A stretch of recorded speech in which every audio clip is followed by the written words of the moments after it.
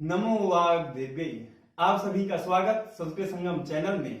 दर्शन के इकाई में हमारा तर्क संग्रह लगा हुआ है, तो आइए उसी क्रम में तर्क संग्रह पढ़ते हैं।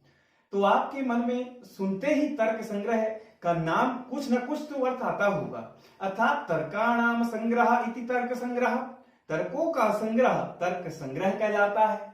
अब फिर मन में प्रश्न आता होगा, ये तर्क क्या है? तो तर्क के लिए तर्कयन्ते प्रमिति विषयी क्रियन्ते इति तर्काः द्रव्यादि सप्त पदार्थाः। अर्थात प्रमिति विषयी, तर्कयन्ते मतलब प्रमिति विषयी, प्रमिति विषयी मतलब यथार्थ ज्ञान का जो विषय है वह क्या कहलाता है? तर्क कहलाता है। फिर प्रश्न हुआ कि यहां पर क्या है, यथार्थ ज्ञान का विषय क्या है? तो यथार्थ ज्ञान का यहां पर तर्क संग्रह के अनुसार सप्त पदार्थाः क्या है? यथार्थ ज्ञान। सप्त पदार्थ के माध्यम से जो यथार्थ ज्ञान होगा वह क्या कहलाएगा? तर्क कहलाएगा। तो मेरे को लगता है तर्क संग्रह आपको स्पष्ट हो गया होगा। और यहां पर संग्रह का मतलब क्या है? संग्रह का मतलब है संक्षेप। संग्रह को नहीं, इकट्ठा नहीं है। यहां पर संग्रह का मतलब है संक्षेप, संक्षेपीकरण। अर्थात तर्क संग्रह के लेखक जो हैं अन्नम भट्ट हैं, और यह मूलतः वैशेषिक से मिलता, मतलब इसमें दो विषय है, एक प्रधान है और एक गौण है। तो जो प्रधान से संबंधित है वह वैशेषिक दर्शन का है, और जो गौण से संबंधित है वह न्याय दर्शन का है। आप देखेंगे ना, जो सप्त पदार्थ हैं वह वैशेषिक दर्शन के अनुसार दिए हैं, और जो प्रमाण है वह न्याय दर्शन के अनुसार दिए हैं। अर्थात जो मुख्य विवेच्य है तो वह वैशेषिक के अनुसार हुआ, तो प्रधान विषय क्या हुआ? वैशेषिक दर्शन के अनुसार। और गौण विषय किसके अनुसार हुआ? यह हुआ न्याय दर्शन के अनुसार। आप देखेंगे ना, सब जो पदार्थ का है तो न्याय दर्शन में 16 पदार्थ बताए गए हैं, परंतु तर्क संग्रह में आपको 7 पदार्थ, तो 7 पदार्थ आपको देखने को वैशेषिक दर्शन में मिलते हैं। अर्थात दोनों दर्शन साम्यता के कारण एक कहा जाता है वैशेषिक न्याय, या कि न्याय वैशेषिक, है ना। ऐसे ही आप देखेंगे सांख्य योग, उन दोनों में अधिक साम्यता है, इसलिए उन दोनों का नाम एक साथ लिया जाता है। ऐसे ही न्याय वैशेषिक, न्याय और वैशेषिक में अधिक साम्य है।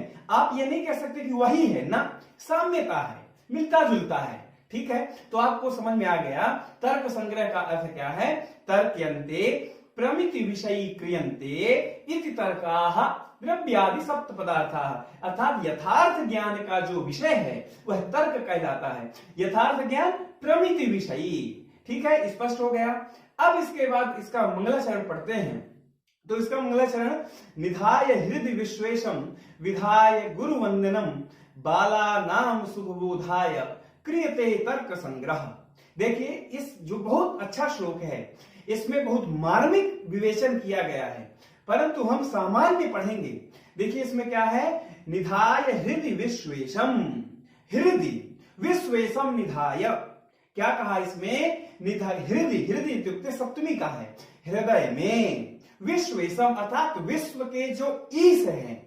अब विश्व के ईश चाहे आप शिव को मान लीजिए चाहे विष्णु को मान लीजिए, परंतु यदि आप पुराण इत्यादि में देखेंगे ना तो वहां पर शिव को ही माना गया, तो आप यहाँ पर आप शिव ही ले लीजिए। आप पदकृत्य में भी देखेंगे। हाँ, मैं आपको टीकाओं के विषय में बता दूं, करीब तर्क संग्रह में 25-26 टीकाएं लिखी गई हैं, और इन्हीं की अन्नम भट्ट की दीपिका टीका है, वह बहुत महत्वपूर्ण और बहुत अच्छी व्याख्या दी गई है। तो उसमें भी शिव के बारे में ही वहां विवेचन किया गया है।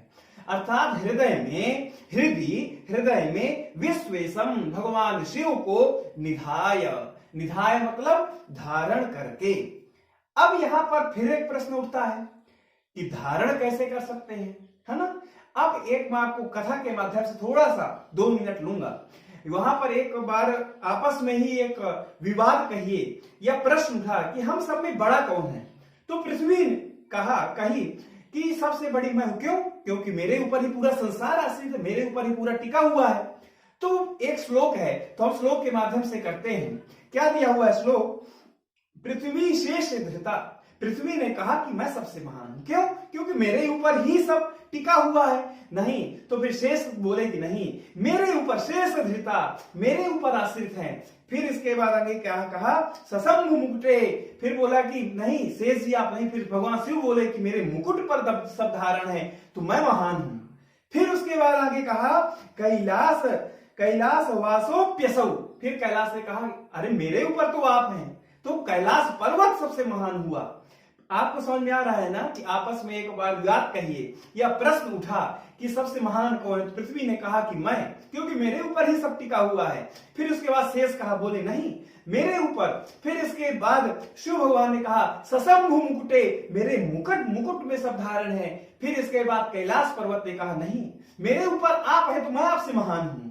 फिर इसके बाद कैलाशोपि दशानने तुल्यता, और कैलाश से भी दशानन महान है, बड़ा है। क्यों? क्योंकि कैलाश को अपने ऊपर धारण कर लिया था, है ना। तो कौन हुआ? कैलाश तुलिता अर्थात दशानन महान हुआ। उसके बाद बद्धो पेसौ बालिनः, और रावण को किसने बाधा? बाली ने, तो इसलिए रावण से बलवान कौन हुआ? बाली हुआ। फिर उसके बाद बाली राघव विष्णुना इति हतः, बाली को भगवान राम ने युद्ध में जीता। हता की जगह आप जीता भी कर सकते हैं, है ना। अर्थात युद्ध में भगवान बाली को राम ने जीता। फिर इसके बाद कहा कि राम से भी बड़ा कौन है, तो कहा विष्णु सताम मानसे, विष्णु भगवान भक्तों के मन में वास करते हैं, इसलिए सबसे बड़े कौन हुए? विष्णु हुए। तस्मात् विष्णु परायण, इसी कारण से विष्णु जो है वह सबसे महान हुए। पृथ्वी ने जब कहा, आपको समझ में आ गया ना, पृथ्वी ने कहा मैं महान हूं। फिर उसके बाद शेषनाग ने कहा, उसके बाद शंभु ने कहा था, भगवान शंकर ने कहा। ऐसी इसमें कहानी है। अर्थात इसका मतलब यह है कि हृदय में ध्यान करके, क्या कहा? निधाय हृदय विश्वेशम, हृदय में धारण करके नहीं, ध्यान करके। आपको एक कथा समझ में आ गया होगा। भगवान हृदय निधाय हृदय विश्वेशम विधाय गुरु वंदनम, क्या कहा? गुरु को नमस्कार करके, विधाय गुरु वंदनम, वह गुरु की वंदना करके। अब यहां पर एक समस्या और आती है। क्या समस्या है? हालांकि यह पेपर में नहीं पूछा जाएगा, परंतु हम मंगलाचरण अच्छे से करते हैं। निधाय हृदय विश्वेशम, पहले आपने भगवान को प्रणाम किया, उसके बाद आप गुरु को प्रणाम कर रहे हैं, तो ऐसा नियम नहीं है।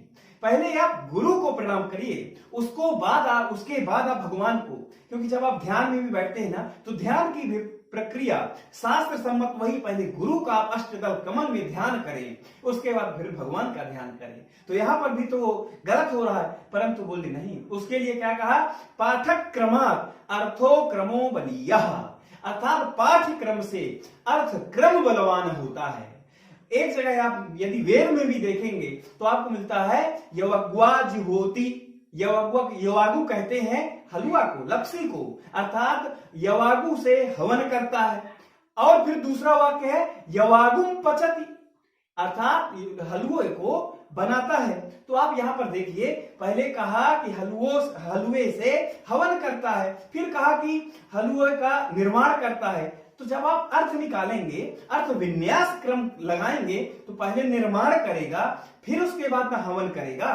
तो इसलिए कहा पाठक क्रमात् अर्थो क्रमो बलीयः, पाठ्यक्रम से अर्थ क्रम बलवान है। तो आपको स्पष्ट हो गया कि यहां पर जो हमारा मंगलाचरण है, तो पहले क्या आएगा? विधाय गुरु वंदनम निधाय हृदय विश्वेशम, स्पष्ट हो गया। फिर आगे है क्रियते तर्क संग्रह, बीच में मैं कुछ स्किप कर रहा हूं, छोड़ रहा हूं, उसका प्रयोजन है कुछ। क्या कहा? क्रियते तर्क संग्रह, अर्थात मया अन्नम भट्टेन तर्क संग्रह क्रियते। स्पष्ट हो गया कि मैं अन्न भट्ट यह तर्क संग्रह लिखता हूं। ठीक है, तो निधाय हृदय विश्वेशम पहले नहीं लेंगे, पहले क्या? विधाय गुरु वंदनम, गुरु को वंदन करके, गुरु को नमस्कार करके, निधाय हृदय वंदनम, हृदय में भगवान का स्मरण करके, भगवान शिव का जो विश्व का ईश है उसका स्मरण करके, क्रियते तर्क संग्रह, मैं तर्क संग्रह करता हूं। अब फिर मन में प्रश्न उठा कि आखिरकार तर्क संग्रह क्यों लिखा? क्या स्वांतः सुखाय के लिए, अपने सुख के लिए लिखा क्या, या कि फिर किसके लिए लिखा? तो हमेशा आप याद रखिएगा, जो विद्वान होगा वह अपने सुख के लिए कभी नहीं लिखेगा, वह परोपकारार्थ लिखेगा, वह परोपकार के लिखेगा। तो वो यहां पर प्रयोजन क्या है? क्योंकि बिना प्रयोजन के ना, जो मंद बुद्धि वाला होता है वह भी कुछ कार्य नहीं करता है। प्रयोजनम अनुद्देश्य मंदोपि न प्रवर्तते, प्रयोजन के बिना जो मंद बुद्धि वाला है वह भी कार्य नहीं करता है। तो इस पर स्पष्ट हो गया यहां पर क्या प्रयोजन है। तो प्रयोजन यहां पर बताया बाला नाम सुख बोधाय, क्या कहा? बालों के सुख के बोध लिए। आप इससे तो यही ना अर्थ समझेंगे, परंतु ऐसा अर्थ नहीं है। ये क्या है, बहुत इसमें विवेचन किया गया है। देखिए क्या कहा, बाला नाम सुख बोधाय। पहले हम बाला नाम को समझते हैं।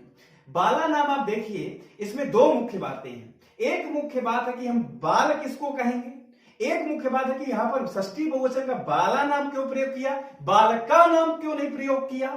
तो इसके लिए है कि बाला नाम इसलिए प्रयोग किया, आप यदि पुल्लिंग में बाला का षष्ठी बहुवचन में बनाएंगे तो बाला नाम बनेगा, और स्त्रीलिंग में बाला का षष्ठी बहुवचन में बनाएंगे तब भी बाला नाम बनेगा।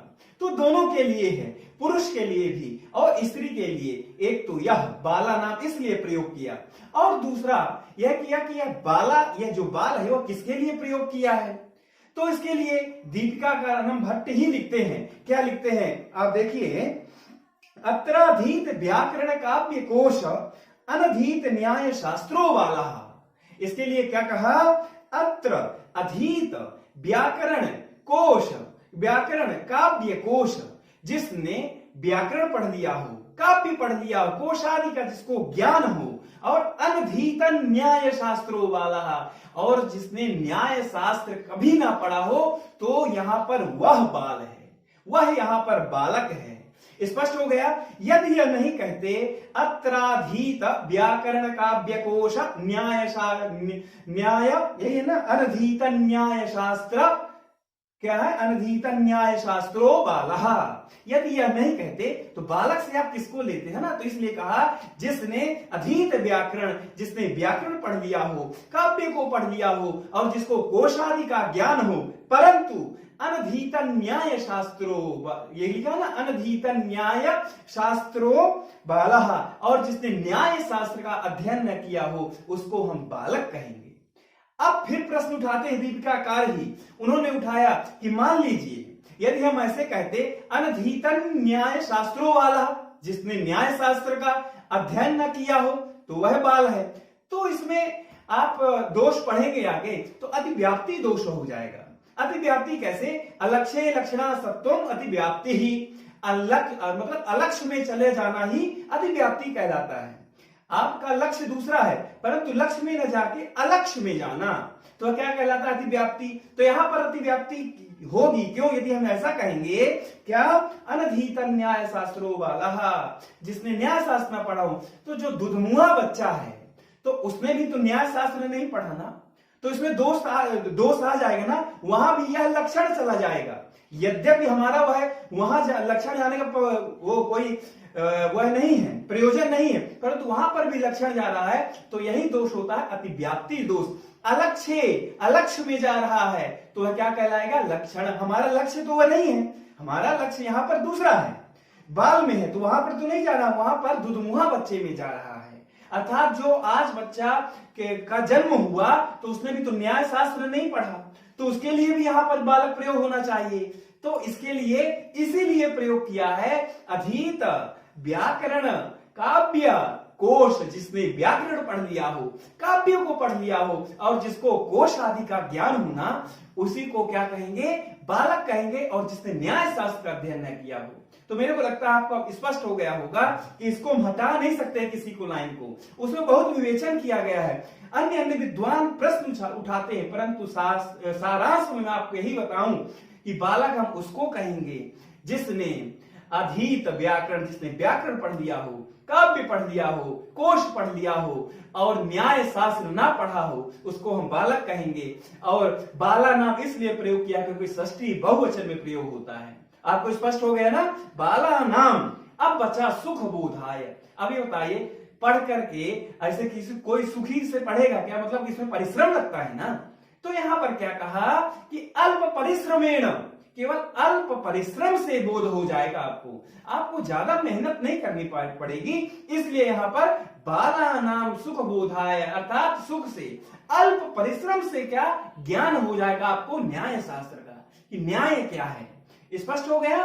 फिर आप पूरा मंगलाचरण अब पढ़ लीजिए, आपके सामने जो अर्थ है ना वह नृत्य कर रहा होगा। देखिए क्या है ना, निधाय हृदय विश्वेशम विधाय गुरु वंदनम बाला नाम सुबोधाय क्रियते तर्क संग्रह। एक एक अर्थ आ गया ना। अब मैं जो सोचा हूं तर्क संग्रह पढ़ाने का, यह मैं परीक्षा की दृष्टि से आपके सामने प्रश्न रखूंगा और उसी का अर्थ आप देखिएगा। आपके सामने टोटल 115 प्रश्न होंगे। 115 में पूरी तर्क संग्रह समाप्त हो जाएगी, आपका कुछ एक लाइन भी नहीं छूटेगा। और मैं प्रश्न आपके सामने बनाया हूं और वह प्रश्न देखिए। तो आइए हम प्रारंभ करते हैं। तो सबसे पहले प्रश्न है पदार्थाः कति कानि च तेषां नामानि, कि पदार्थ कितने हैं और उनके नाम कौन कौन से हैं। पेपर में ये पूछ सकता है कि पदार्थाः कति, हाँ ये वैशेषिक दर्शनानुसारम पदार्थाः कति ऐसा पूछ ले, या कि न्याय दर्शन तर्क भाषा भी हमारे में लगा तो तर्क भाषा भी पढ़ेंगे, वह न्याय दर्शन के हिसाब से पदार्थ है और यहाँ पर वैशेषिक दर्शन से। तो प्रश्न क्या बन सकता है, पदार्थाः कति कानि च तेषां नामानि, पदार्थ कितने हैं और उनके नाम कितने हैं। और हम एक दिन में 10 ही प्रश्न करेंगे, ठीक है, जितना पच जाए। तो उसमें कहा द्रव्य गुण कर्म सामान्य विशेष समवाया भावाः सप्त पदार्थाः, पदार्थ कितने हैं, सप्त पदार्थाः। और कौन कौन से हैं, तो कहा द्रव्य गुण कर्म विशेष समवाय अभाव सप्त पदार्थाः। ठीक है, स्पष्ट हो गया। कितने पदार्थ हो गए, द्रव्य गुण कर्म सामान्य विशेष समवाय अभाव सप्त पदार्थ। फिर दूसरा प्रश्न है द्रव्याणि कति कानि च तेषां नामानि, द्रव्य कितने हैं और उनके नाम कौन कौन से हैं। तो उसके लिए पंक्ति है तत्र द्रव्याणि पृथिव्यप तेजो वायुवाकाश काल दिगात्म मनांसी नवैव, द्रव्य कितने हैं, 9 ही हैं। इसमें आपको ना बहुत व्याख्या मिल सकती है, जितना पढ़ेंगे उतना अथाह व्याख्या है। नवैव ही क्यों कहा, सप्त ही क्यों कहा, परंतु अभी हम उस चक्कर में नहीं पढ़ेंगे। हम परीक्षा की दृष्टि से कैसे भी प्रश्न पूछे ऐसे ही प्रश्न बन सकते हैं, इसलिए मैं आपके सामने परिश्रम से प्रश्न बना करके यह प्रस्तुत कर रहा हूं पूरी तर्क संग्रह। तो क्या कहा, द्रव्याणि कति कानि च तेषां नामानि, द्रव्य कितने हैं और उनके नाम कौन कौन से। तो कहा तत्र द्रव्याणि, वह द्रव्य 9 है, कौन कौन से, पृथ्वी जल तेज वायु आकाश काल दिक् आत्मा और मन, यह 9 क्या है, द्रव्य है। अब उसके बाद चौथा प्रश्न है गुणाः कति च ते के, क्या कहा, गुण कितने हैं और वह कौन से है। तो उसके लिए कहा रूप, यहां पर एक लास्ट की लाइन देख लीजिए, चतुर्विंशतिर् गुणाः, गुण कितने हैं, 24 हैं। ठीक है, आपका एक उत्तर मिला, गुण कितने हैं, परंतु वह कौन कौन से 24 गुण हैं। तो इसके लिए है रूप, आपको ऐसे ही याद कर लेना है, ठीक है, और इनका विवेचन आगे आएगा, तो आगे ही प्रश्न के माध्यम से आपके सामने उपस्थित होगा। तो कहा रूप रस गंध स्पर्श संख्या परिमाण, यही है, पृथक्त्व संयोग विभाग परत्व गुरुत्व द्रवत्व स्नेह शब्द बुद्धि सुख दुख इच्छा द्वेष प्रयत्न धर्म संस्काराः चतुर्विंशतिर् गुणाः।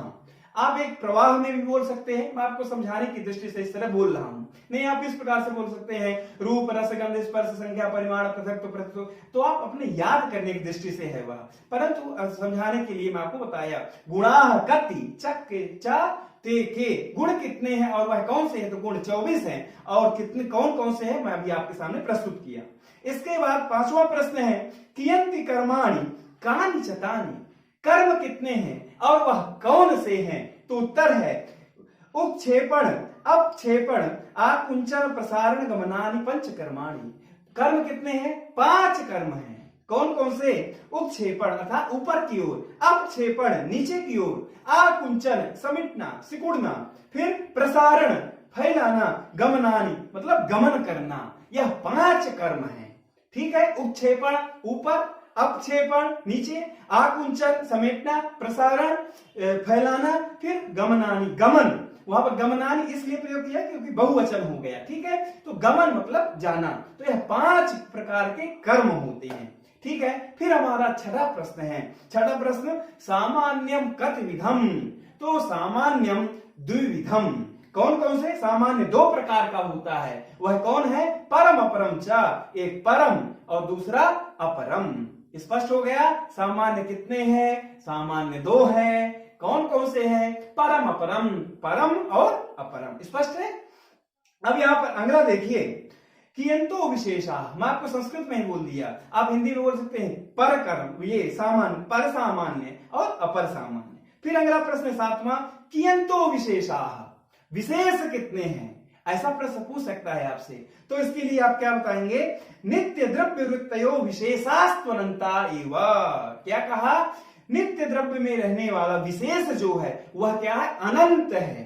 यही पंक्ति है ना, तो आपके सामने उत्तर देखिए आ गया, कियंतो विशेषाः, विशेष कितने हैं, ऐसे प्रश्न पूछ सकता है। तो विशेष अर्थ है अनंत है, परंतु विशेष किसमें रहता है, यह भी प्रश्न पूछ ले तो इसमें लिखा है नित्य द्रव्य वृत्तयो, नित्य द्रव्य में रहने वाला विशेष अनंत है।